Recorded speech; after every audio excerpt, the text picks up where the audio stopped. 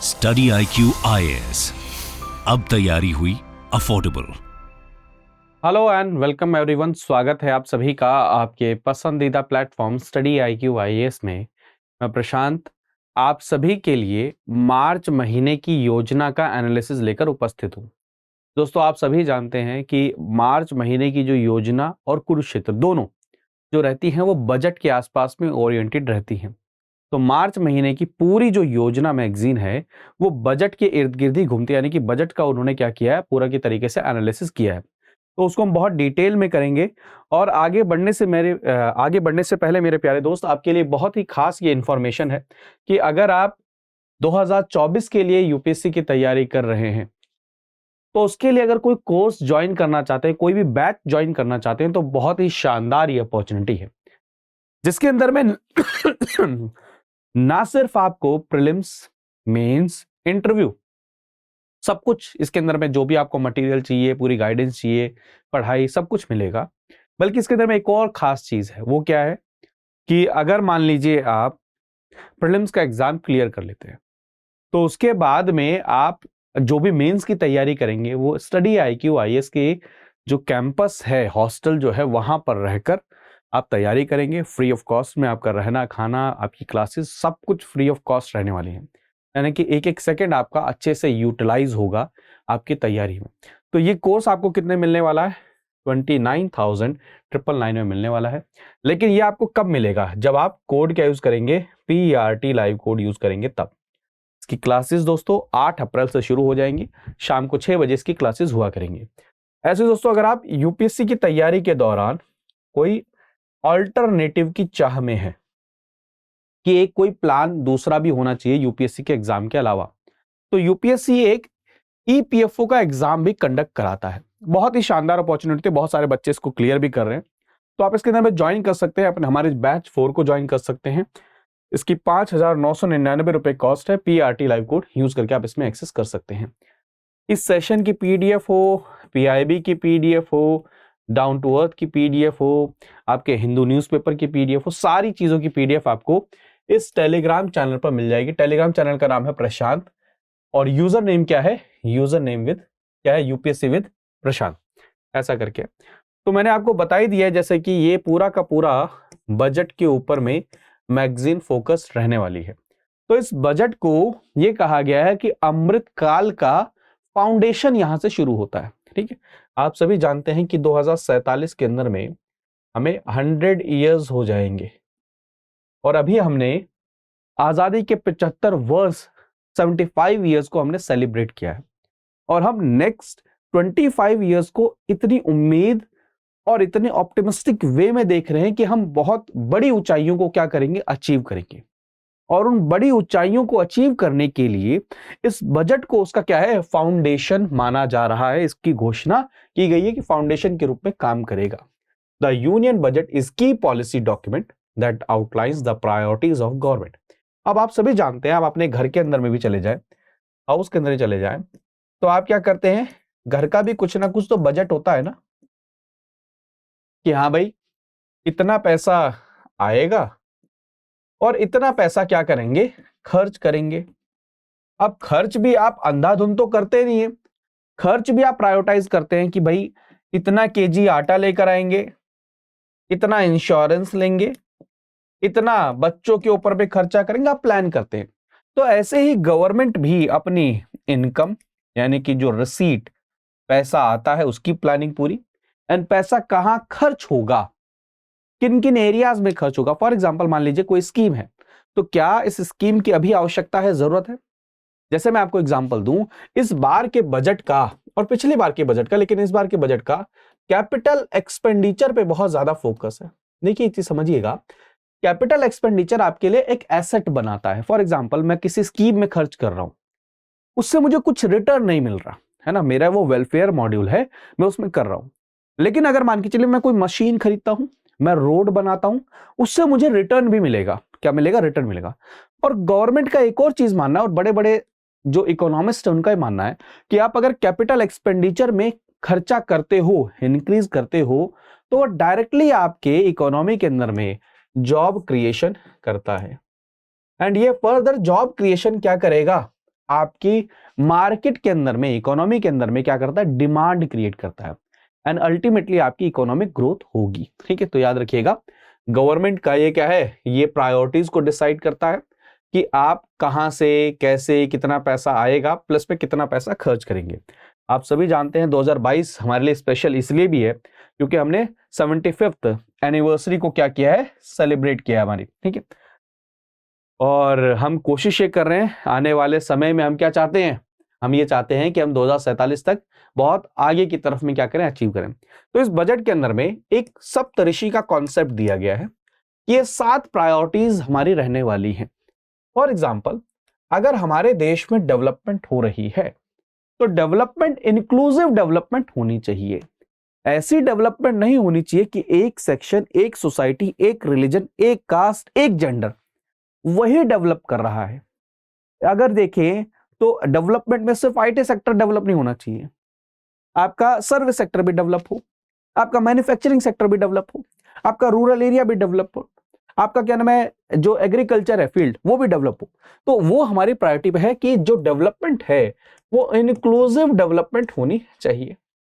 दूसरा, अभी भी हमारे देश के अंदर बहुत बड़ा एक तबका है जहां तक अभी हम नहीं पहुंच पाए हैं, वंचित और शोषित, जो बैकवर्ड हम कहते हैं, वहां तक पहुंचना, यानी कि लास्ट माइल तक क्या करना है, रीच करना है। तो आप समझ रहे हैं, फॉर एग्जांपल इसीलिए हमने कई सारे जैसे एकल विद्यालय, एकलव्य मॉडल स्कूल, ये सारी चीजें हमने क्या करी हैं, शुरू करी हैं, इसीलिए कि हमें लास्ट माइल तक क्या करना है, रीच करना है।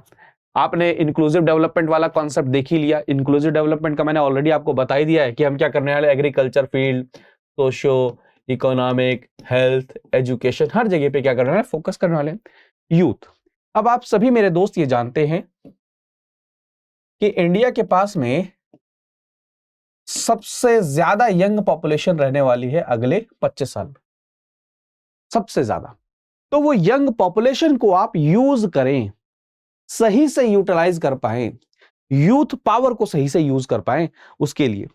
दूसरा, फाइनेंशियल सेक्टर, बैंकिंग सेक्टर का मजबूत रहना, वो भी क्या है, हमारी प्रायोरिटी है।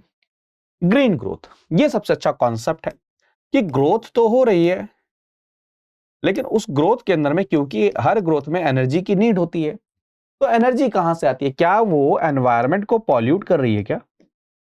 तो हम नहीं चाहते हमारी जो ग्रोथ हो वो पॉल्यूशन के थ्रू हो, हम चाहते हैं कि ग्रीन ग्रोथ हो हमारी।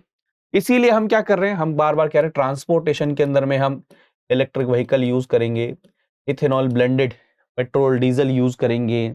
इवन हमने ग्रीन, उसके लिए हमने क्या किया है, नेशनल ग्रीन हाइड्रोजन मिशन तक को लॉन्च किया है कि हम ग्रीन एनर्जी की तरफ में जाएंगे, क्लीन एनर्जी की तरफ चले जाएंगे और जिससे हम ग्रीन ग्रोथ की तरफ में लेकर जाएंगे। हमारा जो पोटेंशियल है वो बहुत बड़ा पोटेंशियल है, हम उसको अचीव करना चाहते हैं। और मैंने आपको कैपिटल एक्सपेंडिचर का बता ही दिया। अगले कुछ समय तक हमारा इंफ्रास्ट्रक्चर और उसके अंदर में इन्वेस्टमेंट के ऊपर में क्या है, फोकस रहने वाला है। तो ये सप्तऋषि हमारी प्रायोरिटीज हैं, 7 प्रायोरिटीज हैं। प्लीज इसको नोट कर लीजिएगा, एक एक के बारे में आपको थोड़ा सा ब्रीफ पता होना चाहिए, जो मैंने आपको ब्रीफ इंट्रोडक्शन दिया है। ठीक है, अब आप सभी जानते हैं कि अगर मान के चलिए आपको ग्रोथ करनी है, मैंने आपको ऑलरेडी बताया कैपिटल एक्सपेंडिचर, आपको इंफ्रास्ट्रक्चर पे खर्चा करना। इसीलिए आप देख रहे होंगे इस समय पर रेलवे लाइन हो, रोड हो, आप देखेंगे वहां पर क्या नाम है, एयरपोर्ट्स हो, शिप हो, वाटर के पोर्ट्स हो, इनलैंड वाटरवेज हो, कितनी सारी चीजें, हाईवेज, एक्सप्रेसवेज, ये सारी चीजें बन रही हैं। आप देखिए ना, जिससे क्या होगा, रोड से आप क्या नाम 20 लाख करोड़ रुपया, आप देखिए इरिगेशन, रूरल डेवलपमेंट, मोबिलिटी के अंदर में, रेलवे के अंदर में, एनर्जी में, डिजिटल इंफ्रास्ट्रक्चर, पोर्ट, एयरपोर्ट, ये सब कुछ किसके अंदर में आ जाता है, कैपिटल एक्सपेंडिचर के अंदर में आ जाता है। और ये हमारे इस साल के बजट का क्या है, बहुत बड़ा इस समय पर क्या रहा, एक कहते हैं ना आउटले रहा, या फिर मान लीजिए अट्रैक्शन का हिस्सा रहा। और ऐसा नहीं है कि अभी पिछले 3 साल से कंसिस्टेंटली हम क्या कर रहे हैं, इसी अप्रोच पे काम कर रहे हैं। और हमारा ये मानना है, हमारी गवर्नमेंट का मानना है कि इस पे जितना ज्यादा हम इन्वेस्ट करेंगे उतना ज्यादा क्या होगा, हमारे देश के अंदर में जॉब क्रिएशन होगी। अब सिर्फ सेंट्रल गवर्नमेंट ही कैपिटल एक्सपेंडिचर करे, ये सही नहीं है। तो इसलिए हमने क्या किया, हमने स्टेट गवर्नमेंट भी क्या करें कैपिटल एक्सपेंडिचर करें, कैपिटल के ऊपर में खर्च करें। इसके लिए हमने क्या किया, उनको 50 साल का 50 ईयर का इंटरेस्ट फ्री हम लोन देंगे, जिससे गवर्नमेंट क्या करे, इन्वेस्टमेंट करे, कहां पर, इंफ्रास्ट्रक्चर में करे। ठीक है, समझ में आया? सेंट्रल गवर्नमेंट तो कर रही है, लेकिन साथ में स्टेट की गवर्नमेंट भी करें, उसके लिए उनको 50 साल के लिए इंटरेस्ट फ्री लोन दिया जाएगा कि आप इसमें करिए। प्लस में अर्बन एरिया के अंदर में अर्बन इंफ्रास्ट्रक्चर डेवलपमेंट के लिए बजट को बढ़ाया गया है। आप अगर देखेंगे रूरल एरिया के अंदर में जो जो बेसिक नीड है वहां पर भी बजट को बढ़ाया गया है। यानी कि मोटा मोटा अगर देखा जाए तो किसके ऊपर में, इंफ्रास्ट्रक्चर के ऊपर में बहुत ज्यादा फोकस किया गया है। अब मैंने आपको बताया ग्रीन ग्रोथ की तरफ में, तो ग्रोथ तो हमारी ग्रीन होनी ही चाहिए, क्योंकि हमारा टारगेट क्या है कि 2070 तक, 2070 तक हमें क्या करना है, नेट जीरो एमिशन को क्या करना है, अचीव करना है।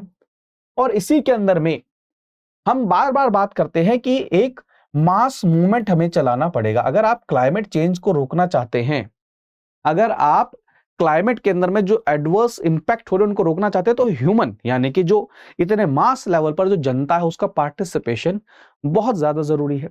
तो उस पार्टिसिपेशन को बढ़ाने के लिए आप सभी जानते हैं प्राइम मिनिस्टर मोदी जी ने लाइफस्टाइल फॉर एनवायरमेंट ऐसा करके क्या है, एक कॉन्सेप्ट दिया कि ह्यूमन का, हमारा लाइफस्टाइल कैसा होना चाहिए जो एनवायरमेंट को क्या करे, आगे की तरफ लेकर जाए।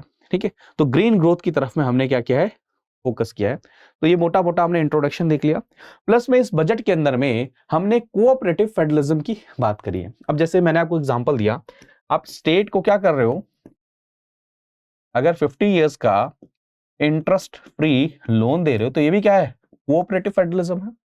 अगर हम जीएसटी की बात करते हैं तो वो भी क्या है, कोऑपरेटिव फेडरलिज्म। कोऑपरेटिव फेडरलिज्म का मतलब क्या, जहां पर नेशनल गवर्नमेंट यानी कि सेंट्रल गवर्नमेंट एंड स्टेट की गवर्नमेंट वो आपस में क्या है, साथ में आए, किसके लिए, लोगों की भलाई के लिए।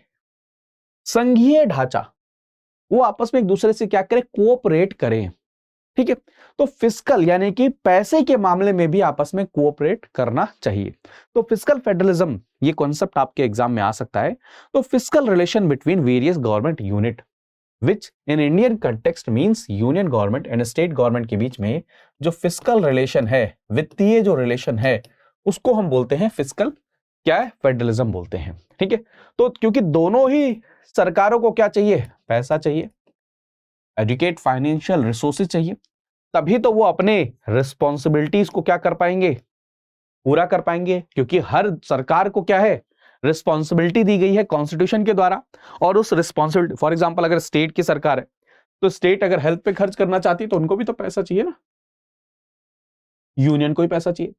तो दोनों को कोऑपरेट करना है, ये हमारे कॉन्स्टिट्यूशन के अंदर में मैकेनिज्म रहा है।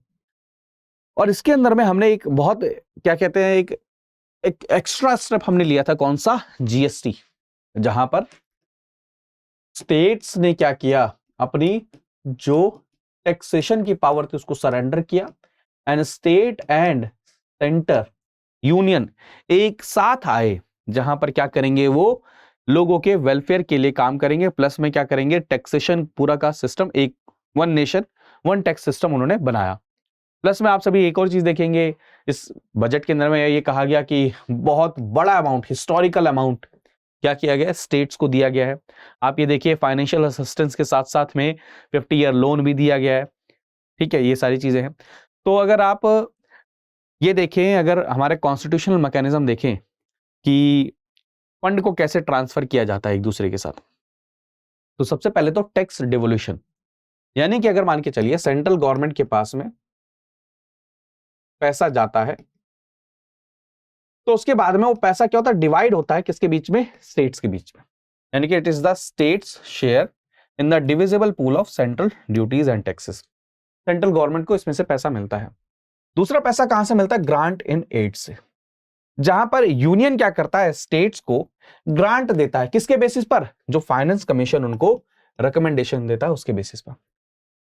और पैसा कहां से आता है, एक और पैसा आता है, जैसे स्कीम्स होती हैं, स्कीम्स कहां इंप्लीमेंट हो रही हैं, स्टेट में इंप्लीमेंट हो रही हैं, तो उनके अंदर में भी क्या है, पैसा सेंटर देता है, कई बार शेयर करता है।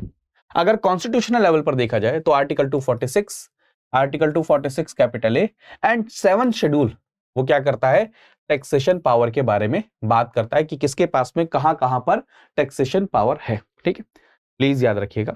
ठीक है, state government on the other hand have more expenditure and responsibility. ये समझिए थोड़ा सा कि अगर देखा जाए, पूरा सिस्टम देखा जाए, तो सेंट्रल गवर्नमेंट एक तरीके से ज्यादा टैक्स कलेक्ट कर रही है, और दूसरी तरफ अगर देखा जाए, स्टेट गवर्नमेंट के ऊपर में ज्यादा रिस्पॉन्सिबिलिटी है फॉर पब्लिक सर्विसेज प्रोवाइड करने की। और इन्हीं मैकेनिज्म को ध्यान में रखते हुए सेंटर से स्टेट पर क्या है, पैसा जाता है, शेयर जाता है, जो उनके टैक्स वो कलेक्ट करते हैं। ठीक है, तो ये चीज याद रखिएगा। अगर सारा रिसोर्स यूनियन अपने लिए ही यूटिलाइज करता रहे तो बिल्कुल भी ठीक नहीं है। तो स्टेट कैसे काम करेंगे, इसलिए कहा जाता है कि यूनियन और स्टेट एक साथ आते हैं इन रिसोर्सेज को यूटिलाइज करने के लिए। इसीलिए कॉन्स्टिट्यूशन ने बहुत क्लियर कट प्रोविजन बनाया और ये भी बताया कि ऐसा ना हो कि भाई ये वाले स्टेट को ज्यादा पैसा मिल जाए, ये वाले स्टेट को कम पैसा मिले। तो ये बैलेंस बनाने के लिए कॉन्स्टिट्यूशन ने बहुत ही सोच समझकर फाइनेंस कमीशन बनाया। सरकार बेईमानी हो जाएगी, सरकार के होने का कोई मतलब है ही नहीं अगर उनके पास में पैसा ना हो। ये चीज याद रखिएगा, अगर सरकार के पास में पैसा ना हो, चाहे वो स्टेट हो चाहे वो यूनियन हो, तो पैसे को कैसे शेयर किया जाए उसके लिए फाइनेंस कमीशन का गठन किया गया। तो फाइनेंस कमीशन के बारे में थोड़ा सा पढ़ लेते हैं। प्रेसिडेंट ऑफ इंडिया इसको एस्टेब्लिश करते हैं, वेरी इंपॉर्टेंट फैक्ट, आप सभी जानते ही हैं, आपने पढ़ा है। कॉन्स्टिट्यूशनल बॉडी है क्योंकि आर्टिकल 280 के तहत में इसको एस्टेब्लिश किया जाता है। प्लीज इस पॉइंट को नोट करिएगा, this is very important for your exam. ठीक है, प्रेसिडेंट करते हैं, हर 5 साल पे करते हैं, और आर्टिकल 280 कॉन्स्टिट्यूशनल बॉडी है। मेन काम क्या है, इनका रिकमेंडेशन देना कि डिस्ट्रीब्यूशन कैसा हो। अब देखिए, एक वर्टिकल डिस्ट्रीब्यूशन होता है, एक हॉरिजॉन्टल डिस्ट्रीब्यूशन। वो मतलब समझिए, यूनियन से स्टेट्स के पास में कितना पैसा जाएगा, मान के चलिए यूनियन के पास में 100 रुपीज है, तो स्टेट के पास में कितना जाएगा, 41 रुपीज जाएंगे। अब ये 41 रुपीज स्टेट्स के बीच में कैसे डिवाइड होंगे, इसको बोला जाता है क्या, यानी कि इनके बीच में डिवाइड हो रहा है, इसको बोलता है क्या, हॉरिजॉन्टल डिस्ट्रीब्यूशन। और ऊपर से नीचे आ रहा है, इसको बोलते हैं वर्टिकल डिस्ट्रीब्यूशन भी बोलते हैं कई बार हम। ठीक है, तो प्लीज याद रखिएगा, सेंटर से स्टेट्स के बीच में कैसे पैसा जाएगा एंड बिटवीन द स्टेट्स कितना अमाउंट जाएगा, ये कौन डिसाइड करता, फाइनेंस कमीशन रिकमेंड करता है।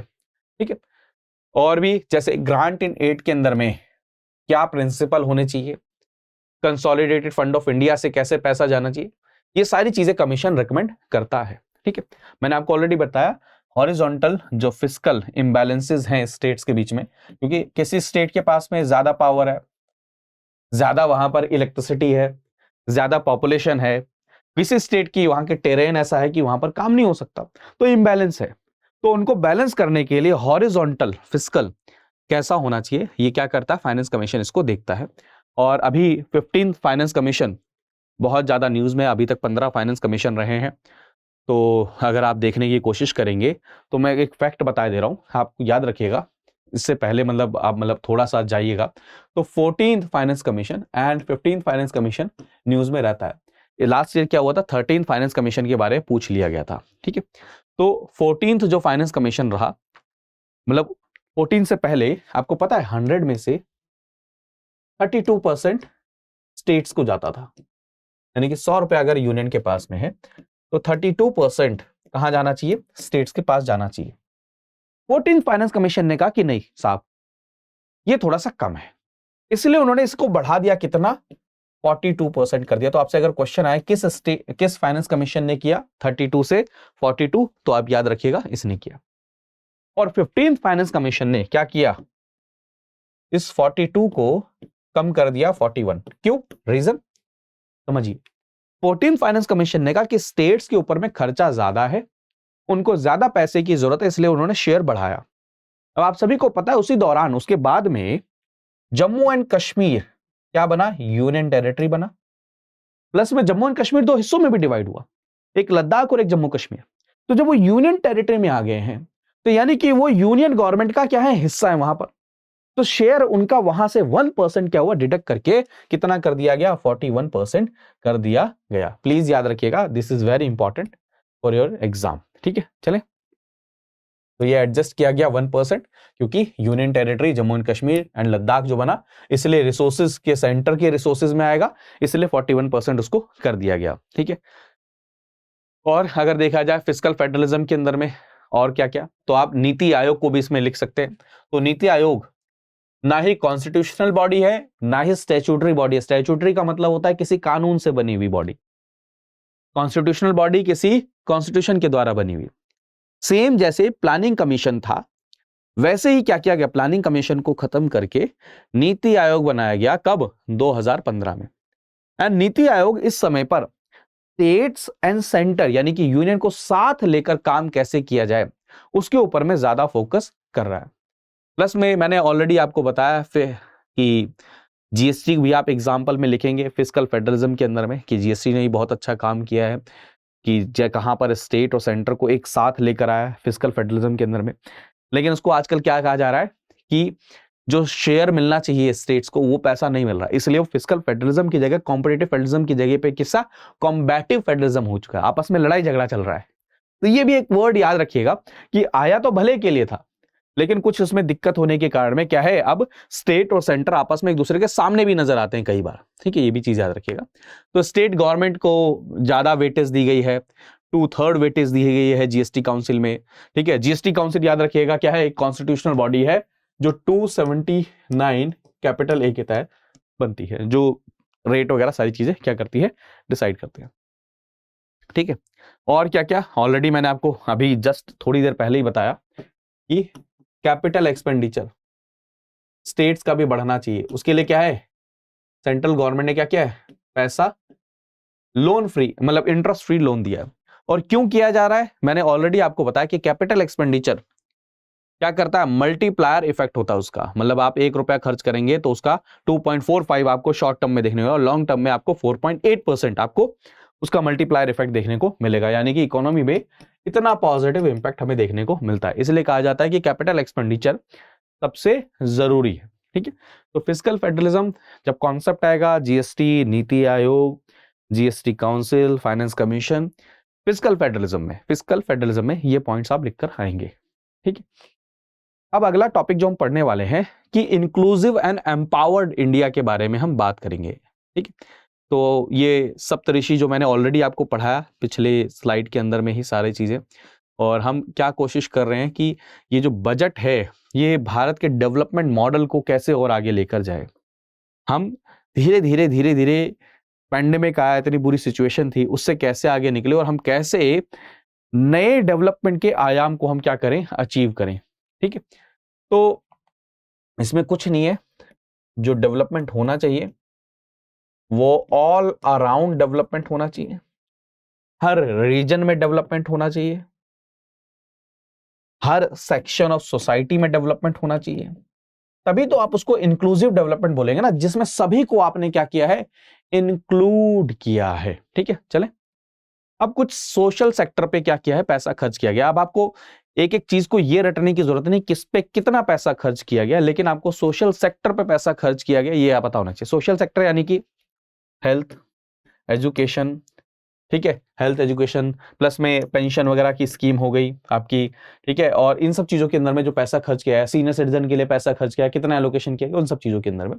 तो सोशल सेक्टर पे आपको अगर देखा जाए, जो क्योंकि हमारा जो एम है, जो गोल है, 5 ट्रिलियन की इकोनॉमी हमें बनना है 2026-27 तक, इसलिए हमें और भी सेक्टर्स को क्या करना पड़ेगा, डेवलप करना पड़ेगा। तो सबसे पहले अगर हेल्थ पे देखा जाए तो हम लगातार अपनी स्पेंडिंग क्या कर रहे हैं, इंक्रीज कर रहे हैं। अगर आप देखें जो पैसा खर्च करना है उसके अंदर में क्या है, यानी कि एक्सपेंडिचर के अंदर में जो अमाउंट का एलोकेशन है उसको हम क्या कर रहे हैं, खर्च कर। और ये होना भी था, क्यों होना था मेरे दोस्त, आपको पता है रीजन क्या है, कोविड के बाद में हमें और भी पैसा हेल्थ सेक्टर के ऊपर में खर्च करना ही था। तो ये एक चीज याद रखिएगा। प्लस में एक अनाउंसमेंट बजट के अंदर में हुई है, प्लीज याद रखिएगा, सिकल सेल को हमें एलिमिनेट करना है। क्या करना है, सिकल सेल को एलिमिनेट करना है। जो हमारे रेड ब्लड सेल्स होते हैं ऑक्सीजन लेकर जाते हैं, अब क्या है उनकी जो शेप है वो सिकल की जैसी हो जाए, ऐसी हो जाए, सर्कुलर की जगह ऐसी शेप हो जाए। तो क्या है, ब्लड ऑक्सीजन कैरी कर पाना मुश्किल हो जाता है, जिसके कारण में बहुत बड़ी बीमारियां, बहुत बड़ी परेशानियां रहती हैं। तो इस ब्लड डिसऑर्डर को खत्म करने के लिए, यानी कि इस बीमारी को खत्म करने के लिए हमने क्या किया, प्रोग्राम लॉन्च किया, जहां पर हम क्या करेंगे, सिकल सेल को एलिमिनेट करेंगे। न्यूट्रिशन अगर देखें, पोषण माह अभियान, मिड डे मील, आप न्यूट्रिशन के अंदर में सारी चीजें नोट कर सकते हैं। आप उसके अंदर में ये भी नोट कर सकते हैं कि पब्लिक डिस्ट्रीब्यूशन सिस्टम के अंदर में आप कर रहे हो, श्री अन्न के ऊपर फोकस कर रहे हो। आप जानते हैं ना, नेशनल ईयर ऑफ मिलेट, देखिए इंटरनेशनली पूछा, नेशनल ईयर ऑफ मिलेट हमने कब मनाया था, 2018 में मनाया था। एंड 2023 को किसके रूप में मनाया जा रहा है, इंटरनेशनल ईयर ऑफ मिलेट के रूप में। प्लीज याद रखिए दोनों के बीच में डिफरेंस, ये प्लीज ये याद रखिएगा। और श्री अन्न यानी कि जो मिलेट्स हैं वो बहुत इंपॉर्टेंट रोल प्ले कर सकते हैं किसके अंदर में, न्यूट्रिशन के अंदर में। तो उसके अंदर में हमने क्या किया है, बजट एलोकेट किया है। एजुकेशन सेक्टर, आप सभी जानते हैं कि एजुकेशन सेक्टर को स्किल्स के साथ में अलाइन करना, एंड प्लस में जो प्रेजेंट की नीड है और जो फ्यूचर की नीड है उसके साथ में अलाइन करना, ये भी सोशल सेक्टर, उसके ऊपर फोकस करना। स्कूल एजुकेशन के लिए अगर बजट देखा जाए 68,804 करोड़ रुपया स्कूल एजुकेशन के लिए, ठीक है, आप ये देख सकते हैं। ग्रीन ग्रोथ, मैंने ऑलरेडी आपको पढ़ा है कि 2070 तक हमें नेट जीरो एमिशन की तरफ में जाना है। हम लाइफस्टाइल की बात कर रहे हैं, हम जो हमारे ट्रांसपोर्ट हो, हमारा जो मैन्युफैक्चरिंग इंडस्ट्री हो, हर तरफ हम ये बात कर रहे हैं कि कैसे वहां पर जो एनर्जी है जो यूज हो रही है वो कैसे ग्रीन एनर्जी यूज होनी चाहिए, ठीक है। क्योंकि इसमें बहुत ज्यादा डिटेल में जाने की जरूरत नहीं है, क्योंकि आपने ऑलरेडी बजट सेशन कहीं ना कहीं कई बार किया होगा, स्टडी आईक्यू में भी आपने किया है, मैंने भी कई बार आपको पढ़ाया है, तो इतना ज्यादा और कुछ पढ़ने की इसके अंदर में जरूरत नहीं है, ठीक है। प्लस में एग्रीकल्चर के ऊपर फोकस किया गया है। एग्रीकल्चर के अंदर में इन्वेस्टमेंट इंक्रीज किया गया है। Agriculture credit target 20 lakh crore रुपया कहा गया है। आप एनिमल हस्बेंड्री, डेयरी, फिशरीज, इनके ऊपर में फोकस कर रहे हैं, क्योंकि देखिए 60 to 70% आबादी अभी भी एग्रीकल्चर फील्ड में है, और एग्रीकल्चर फील्ड में और अभी भी रूरल एरिया में है। तो उनके ऊपर में फोकस करना ये क्या है, बहुत ज्यादा जरूरी है। क्या है, जरूरी है। प्लस में सोशल सेक्टर के अंदर में आप क्या है, आप कई सारी जो स्कीम्स हैं उनको एफिशिएंट बनाना चाहते हैं। उसके अंदर में आपने क्या कहा कि भाई साहब अब आपके अकाउंट में डायरेक्ट पैसा जाएगा, जिसको हम बोलते हैं डायरेक्ट बेनिफिट ट्रांसफर। जो भी सब्सिडी का अमाउंट है, जो भी आपकी पेंशन है, जो भी कुछ है, वो सब कुछ आपके अकाउंट में डायरेक्ट जाएगा, उसको बोलते हैं डायरेक्ट बेनिफिट ट्रांसफर बोलते हैं। और उसके लिए हमने क्या किया है, आप सभी जानते हैं कि कोई धोखाधड़ी ना हो, कोई लीकेज ना हो, एफिशिएंट रहे, उसके लिए हमने क्या किया, जैम ट्रिनिटी अपनाया। जनधन अकाउंट है, आपका बैंक में अकाउंट है, आधार नंबर से उसे लिंक करिए और उसको फिर मोबाइल नंबर से लिंक करिए, यानी कि ये जैम ट्रिनिटी बन गया। तो इससे डुप्लीकेशन के, फेक, इन सब चीजों से बचाया जा सकता है, यानी कि रिडक्शन किया जा सकता है लीकेजेस के अंदर में। आपने कई सारी स्कीम्स को क्या किया है, रैशनलाइज किया है, जिससे वो जो जिसको नीड है उसको वो पहुंच सके। ये सारी चीजें किस में आएंगी, सोशल सेक्टर के अंदर में आएंगी। अब जो मैंने आपको वर्ड बताया था इंक्लूसिव डेवलपमेंट, अब इंक्लूसिव डेवलपमेंट में बहुत ज्यादा फोकस किया है एग्रीकल्चर फील्ड का, क्योंकि एग्रीकल्चर फील्ड ना सिर्फ आपको खाने के लिए राशन देता है, बल्कि मैंने आपको अभी बताया कि 60 से 70% आबादी को अभी भी जीवन जीने के लिए जो पैसा चाहिए, लाइवलीहुड को जीने के लिए वो चाहिए। तो इंडियन इकोनॉमी के अंदर में अगर एग्रीकल्चर, उससे रिलेटेड जो सेक्टर हैं वो अगर आगे नहीं बढ़ेंगे तो इंडियन इकोनॉमी आगे नहीं बढ़ सकती। वो बहुत इंपॉर्टेंट पिलर है, आप बैकबोन कह सकते हैं। तो हमारी जो ग्रोथ है वो जब तक इंक्लूसिव नहीं होगी, जब तक एग्रीकल्चर सेक्टर, उससे रिलेटेड सेक्टर हो क्या है, ग्रोथ नहीं करेंगे।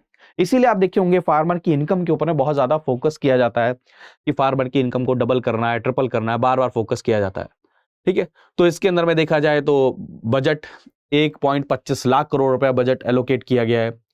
प्रधानमंत्री किसान सम्मान निधि, प्रधानमंत्री किसान सम्मान निधि याद रखिएगा, वो क्या है कि साल के अंदर में, यानी कि ईयर में 6,000 रुपए किसान को दिए जाते हैं, और ये इंस्टॉलमेंट में दिए जाते हैं। कितने, 2-2 हजार के इंस्टॉलमेंट में दिए जाते हैं। ये इसलिए दिए जाते हैं कि जो इनपुट कॉस्ट है उसमें क्या मिले, फार्मर को हेल्प मिले, है ना, याद है ना, सारी चीजें याद है। प्लस में क्रॉप्स उनको सही ढंग से मिले, सीड सही से मिले। श्री अन्न मैंने आपको बता ही दिया कि बजट को आपने क्या है, घोषणा करी है कि मिलेट्स को हम श्री अन्न के रूप में जानेंगे। और आप सभी जानते हैं कि मिलेट्स ना सिर्फ न्यूट्रिशन में हेल्प करेगा, बल्कि आपकी क्रॉप डाइवर्सिटी में आपको हेल्प करेगा, फार्मर की इनकम में हेल्प करेगा, एनवायरनमेंट में भी हेल्प करेगा। लगातार एक ही चीज की खेती से एनवायरनमेंट को नुकसान होता है, सॉइल की फर्टिलिटी को नुकसान होता है, तो उसको भी बचाएगा, तो सब में हेल्प करेगा, है ना। और अगर आप देखेंगे इस समय पर हाईएस्ट प्रोड्यूसर है भारत वर्ल्ड के अंदर में श्री अन्न का, यानी कि मिलेट्स का, और 5th हाईएस्ट एक्सपोर्टर है।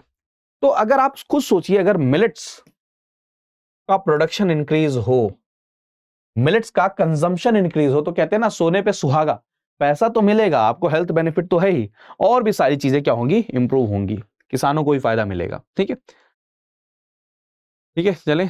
और आपने टेक्नोलॉजी इसके अंदर में कैसे आए, एग्रीकल्चर के अंदर डिजिटल कैसे कॉन्सेप्ट लेकर आया जाए, कैसे सॉइल की रीडिंग करी जाए, कैसे स्मार्ट इरिगेशन सिस्टम लगाया जाए, कैसे ड्रोन के द्वारा सर्वे किया जाए, ये सब चीजें किसके अंदर में, टेक्नोलॉजी के अंदर में, मॉडर्नाइजेशन के अंदर में आती हैं। ठीक है, चले। तो अब किसान ने कहा कि भाई साहब हमारे पास सब कुछ आ गया, अब उन्हें पैसा चाहिए खेती करने के लिए। खेती एक ऐसी चीज है जहां पर पैसा आप पहले लगा देते हो, फिर 6 महीने उस फसल को पकने का वेट करते हो, उसके बाद में उसको बेचते हो, तब आपको पैसा मिलता है। तो वो पैसा भी तो आपके पास होना चाहिए ना। तो उसके लिए बैंकों से लोन मिलना, किसान क्रेडिट कार्ड के थ्रू 23,000 करोड़ रुपया प्रोवाइड कराना, एग्रीकल्चर के अंदर में लोन की फैसिलिटी के लिए 20 लाख, मतलब समझ रहे हैं, ये आप इतना पैसा आप वहां पर प्रोवाइड करा रहे हैं, 20 लाख करोड़ रुपए आप कह रहे हो कि सबको मिलना चाहिए। ठीक है, आप ये कह रहे हो कि जो रिसोर्सेज हैं उनकी फर्स्ट प्रायोरिटी पर एग्रीकल्चर सेक्टर होना चाहिए, स्मॉल एंड मार्जिनल सेक्टर्स होने चाहिए। तो ये सारी की सारी चीजें क्या हैं, उसके अंदर में आती हैं। अब एक और चीज, एग्रीकल्चर सिर्फ और सिर्फ वहीं तक ही, आज ही मैंने आर्टिकल आपको पढ़ाया कि दूध, दही, घी, मक्खन, ये भी इनकम के सोर्स हैं, ये भी अलाइड सेक्टर। प्लस में जो आप एनिमल को पाल रहे हो, जो आप जानवर पाल रहे हो, उसके जो वेस्ट है उसको आप एज ए खाद यूज कर सकते हो। तो एक पूरा सिस्टम है। तो उसके लिए technical, economic and social factor, सारी चीजों को ध्यान में रखते हुए डेयरी प्रोडक्ट्स को आगे बढ़ाने के लिए, एनिमल हस्बेंड्री को आगे बढ़ाने के लिए, कैटल की हेल्थ और उसके डिसीज उसमें ना हो उसको ध्यान में रखते हुए, इन सब चीजों के लिए भी क्या है, फोकस किया गया है इस बजट के अंदर में। ठीक है, अब नेक्स्ट जो चैप्टर है उसके अंदर में कि पैंडेमिक तो बीत गया, कोरोना वायरस वैसे बीता तो नहीं, अभी दोबारा से शुरू हो रहा है धीरे धीरे। ठीक है, तो हेल्थ बहुत इंपॉर्टेंट हिस्सा है किसी भी सोसाइटी का। ये क्वेश्चन डायरेक्ट आ सकता है, health is an integral part of prosperous society. एक सोसाइटी कितनी अच्छी रहेगी, कैसे अच्छी रहेगी, ये बहुत ज्यादा डिपेंड करता है किसके ऊपर में, वहां पर लोगों की हेल्थ कैसी है। और अगर आपको 5 ट्रिलियन इकोनॉमी बनना है तो हेल्दी सिटीजन चाहिए, हर सिटीजन की हेल्थ इंपॉर्टेंट है। इसीलिए आप देखेंगे कि हेल्थ सेक्टर के ऊपर में स्पेशल अटेंशन दिया गया है। और हेल्थ का मतलब सिर्फ यही नहीं कि भैया किसी की तबीयत खराब होगी है तो बीमार हो गया, उसका इलाज, प्रिवेंटिव मेजर्स कैसे लिए जाए, हेल्थ से रिलेटेड डाटा उसको कैसे इंप्रूव किया जाए, कैसे हेल्थ में आप देखिए, मैंने आपको ऑलरेडी बताया कि 2047, प्लीज इस टारगेट को याद रखिएगा कि सिकल सेल डिसीज को हमें क्या करना है, एलिमिनेट करना है 2047 तक। ये हमारा हेल्थ के अंदर में क्या है, टारगेट है। और मैंने ऑलरेडी आपको एग्जांपल बता दिया, सिकल सेल एनीमिया क्या है, जेनेटिक कंडीशन है जहां पर क्या होता है, और स्पेशली ये ट्राइबल पॉपुलेशन में आपको देखने को मिलेगा, जहां पर अबाउट 1 in every 90 बर्थ आपको ये डिसीज देखने को मिलेगी। तो आप खुद सोचिए कितना बड़ा इशू है हेल्थ का। अगर ट्राइबल बेल्ट में, पहली बात वैसे ही इनकम के सोर्सेज नहीं, सोशियो इकोनॉमिक कंडीशंस वैसे ही वल्नरेबल, और वहां पर अगर ये बर्थ हर 90 बच्चे पे अगर एक बच्चे को ये बीमारी है तो ये बहुत बड़ा चैलेंज है। इसको हमें क्या करना है, इसको रिमूव करना है, इसको खत्म करना है। ये हमने टारगेट लिया 2047 तक। ठीक है, national report on tribal health, इसने कहा कि भाई साहब बहुत ज्यादा जरूरत है, रिसर्च की भी जरूरत है, इनोवेशन की भी जरूरत है, फार्मास्यूटिकल इंडस्ट्री में भी इस सेक्टर से रिलेटेड जरूरत है। अब देखिए नॉर्मल सेल ऐसा है और सिकल सेल ऐसा हो जाता है, तो जो ऑक्सीजन कैरिंग जो कैपेसिटी है वो क्या हो जाती है, कम हो जाती है। ठीक है, चले। प्लस में अब आप फिस्कल डेफिसिट, अब ये चीज समझनी, मैं इसमें ज्यादा नहीं जाऊंगा क्योंकि ऑलरेडी हमने पढ़ा है इसके बारे में। आप कह रहे हो भाई साहब पैसा तो हम खर्च करेंगे, खर्चा तो करेंगे, लेकिन इनकम तो लिमिटेड है। मान के चलिए आप खर्चा कर रहे हो 1100 रुपए, लेकिन इनकम आपकी सिर्फ है 1000 रुपए। तो ये 100 रुपए जो आपको मिल रहे हैं, ये कहां से मिल रहे होंगे? उधार मिल रहे होंगे। तो ये जो फिस्कल डेफिसिट हुआ है, ये जो माइनस करके जो डेफिसिट आया कितना, 100 रुपीज, इसको कंसोलिडेट भी तो करना पड़ेगा ना। ऐसा ना हो कि सारे के सारी गवर्नमेंट अपने आप को प्रेजेंट टाइम में जिताने के लिए, पब्लिक के आगे बढ़िया बनने के लिए उधार लेते रहे, उधार लेते रहे। तो इसलिए आपको फिस्कल डेफिसिट को भी क्या करना है? कंट्रोल करना है। और इसी के लिए आप देखेंगे FRBM एक्ट 2003 में पास हुआ था, जिसने कहा कि भाई साहब आपको 3% पर लेकर आना है अपना फिस्कल डेफिसिट। ऐसा नहीं हो सकता कि आप बस बोरोविंग करते जाओ, खर्चा करते जाएं। अब अगर मान के चलिए 2022-23 में आप कुछ उधार ले लें, खर्चा कर दें, बाद की सरकार को चुकाना पड़ेगा। तो ये चीज नहीं होनी चाहिए। यानी कि एक बैलेंस होना चाहिए। उधार लेना पड़ेगा, लेकिन वो क्या में रैशनल उधार लेना पड़ेगा। बिल्कुल वो बैलेंस उधार होना चाहिए कि हाँ भाई उसको आप चुका सकते हैं। ठीक है। तो फिस्कल डेफिसिट क्या है? Total borrowing requirement of country during a fiscal year, यानी कि एक साल के अंदर में जो वित्तीय ईयर है आपका फिस्कल ईयर, उसके अंदर में कितने पैसे की आपको उधारी की जरूरत पड़ी। ठीक है। और इस समय पर इसीलिए बार बार फोकस किया जा रहा है कि कैसे फिस्कल डेफिसिट को रोका जाए। अब फिस्कल डेफिसिट को आप कैसे रोक सकते हैं? मैंने आपको बताया ना, एक एक्सपेंडिचर है और एक इनकम है। यानी कि जहां से पैसा आ रहा है वो पैसा खर्च हो रहा है। तो या तो आप अपना क्या करिए, खर्चा कम कर लीजिए। अब आप सभी जानते हैं कोविड के दौरान में खर्चा बढ़ा है, तो फिस्कल डेफिसिट उस दौरान में बढ़ा होगा। लेकिन आप ये भी पढ़िए कि गवर्नमेंट लगातार क्या है, फोकस्ड है कि अपने job creation, government job, pension, subsidies, schemes, उसमें कटौती हो रही है। इसलिए कटौती हो रही है कि अपना एक्सपेंडिचर क्या हो, कम हो। एंड इनकम कैसे बढ़े? टैक्सेशन के थ्रू, डिसइन्वेस्टमेंट के थ्रू, उनके थ्रू कैसे इनकम बढ़े। इसको बोलते हैं फिस्कल कंसोलिडेशन बोलते हैं। क्या बोलते हैं? फिस्कल कंसोलिडेशन बोलते हैं। ऑलरेडी मैंने आपको बताया कि 2003 में ही हमने टारगेट रखा कि भाई 3% पे अपने को पहुंचना है। लेकिन इस पे हम अभी तक भी नहीं पहुंच पाए हैं, बिल्कुल नहीं पहुंच पाए हैं। लेकिन क्योंकि कहा जा रहा है कि कोविड के बाद में फिस्कल डेफिसिट बहुत ज्यादा बढ़ गया। आप अगर देखेंगे, शूट हुआ, एकदम से शूट होना शुरू हुआ, बढ़ना शुरू किया। हम 10 के पार भी एक बार पहुंच गए। तो अब धीरे धीरे फोकस किया जा रहा है गवर्नमेंट के द्वारा कि कैसे इसको कम किया जाए। ऐसे रेवेन्यू डेफिसिट को भी कम किया जाए। अब रेवेन्यू डेफिसिट क्या है? कि revenue expenditure and revenue receipt, कि कितना पैसा आया रेवेन्यू वाले हिस्से में और कितना पैसा गया, उसके बीच का डिफरेंस जो है उसको हम बोलते हैं रेवेन्यू डेफिसिट बोलते हैं। तो यहां से क्या चीज निकल कर आ रही है? यहां से ये चीज निकल कर आ रही है कि सरकार को देखिए पैसा तो चाहिए और सरकार को खर्च करना ही पड़ेगा।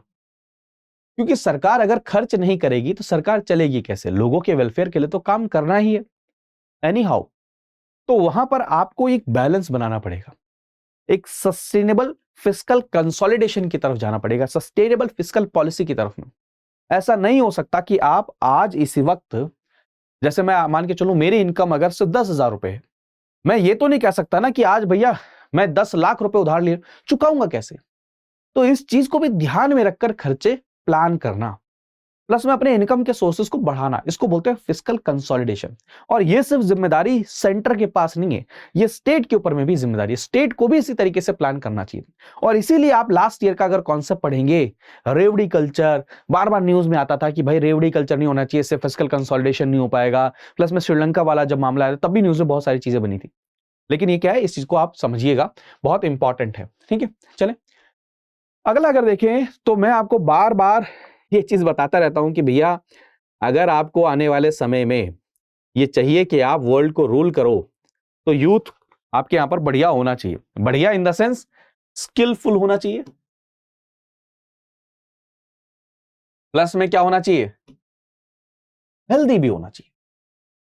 तभी तो आप जो जनसंख्या आपके पास में यंग पॉपुलेशन है, आप उसको सही से यूज कर पाएंगे, वरना फायदा क्या। कई बार कहा जाता है ना कि आप कहते रह जाओगे, झुंझुना बजाते रह जाओगे कि हमारे यंग पॉपुलेशन है।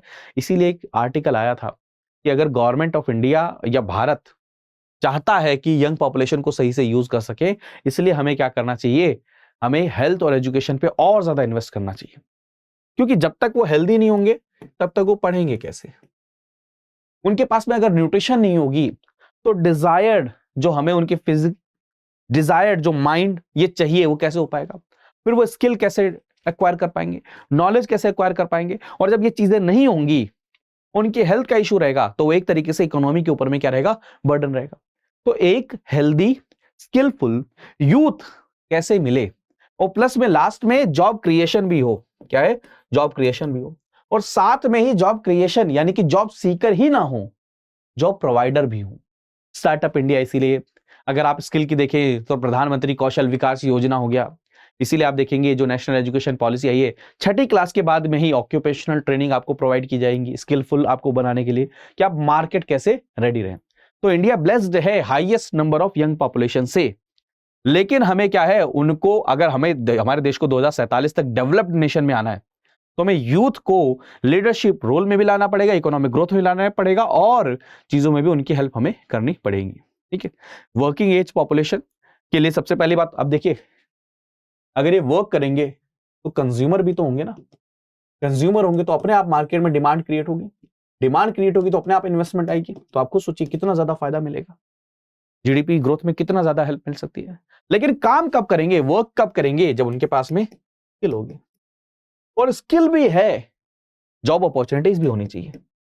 ये सारी चीजों को ध्यान में रखना पड़ेगा अपने को। ठीक है, तो याद रखिएगा कंज्यूमर ड्रिवन इकोनॉमी हमारी, उसके अंदर में क्या है, बहुत ज्यादा चेंजेस आएंगे। अगर हमारे देखें 1.4 बिलियन की जो पॉपुलेशन है, मीडियन एज हमारे यहाँ पर 28.4 है, तो ये बहुत इंपॉर्टेंट है कि अगर हमें आगे की तरफ जाना है और ग्रोथ स्टोरी को और आगे लेकर जाना है, तो हमें यंग पॉपुलेशन के ऊपर बहुत ज्यादा ध्यान देना पड़ेगा। प्लस में ये जो यंग पॉपुलेशन है वो रूरल एरिया में है, तो रूरल एरिया के अंदर में कैसे अपलिफ्टमेंट हो, कैसे जो रूरल अर्बन डिवाइड है उसको कैसे कम किया जाए, कैसे जो डेमोग्राफिक डिविडेंड है उसको सही से यूज किया जाए, इन सब चीजों के ऊपर में हमें फोकस करना पड़ेगा। इसीलिए हाईएस्ट एजुकेशन के ऊपर में क्या है, हाईएस्ट एलोकेशन किया गया किसके ऊपर में, एजुकेशन के ऊपर में हाईएस्ट जो क्या में एलोकेशन किया गया स्किल डेवलपमेंट के ऊपर में।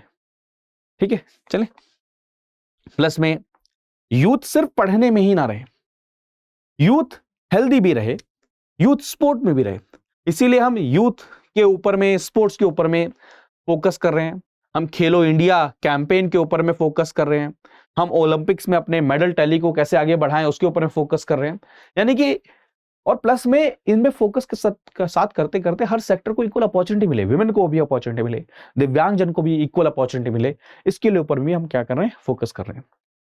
और ऑलरेडी मैं आपको बता रहा हूं कि भाई सिर्फ अगर मान के चलिए 60-70 करोड़ लोग सिर्फ जॉब मांगने चले जाएंगे तो जॉब नहीं हो पाएगी, इसीलिए स्टार्टअप के ऊपर में यूथ कैसे एग्रीकल्चर फील्ड में आए, एग्रो स्टार्टअप उसके ऊपर में, टेक इंडस्ट्री में तो आ रहे हैं, फिनटेक में आ रहे हैं, एजुकेशन इंडस्ट्री में आ रहे हैं, एग्रीकल्चर सेक्टर में भी जाए यूथ, उसके लिए काम करना। तो अगर देखेंगे हमारे देश के अंदर में एंटरप्रेन्योर जो कल्चर है वो धीरे धीरे बूम कर रहा है, धीरे धीरे बूम कर रहा है, और उसमें और यंग पॉपुलेशन कैसे आए, उसके लिए हमने क्या किया, द स्टार्टअप इंडिया इनिशिएटिव 2016 में लॉन्च किया था। हमने अर्ली एज में ही बच्चे इनोवेटिव अप्रोच लेकर चले, उसके लिए अटल टिंकरिंग लैब किसके द्वारा, नीति आयोग के द्वारा लॉन्च किया, ये सारी चीजें हैं। ठीक, अगर देखा जाए इंडिया इस समय वर्ल्ड के अंदर में 3rd नंबर पर आता है स्टार्टअप इकोसिस्टम में, 91,000 रिकॉग्नाइज्ड स्टार्टअप है हमारे देश में और 108 यूनिकॉर्न्स हैं।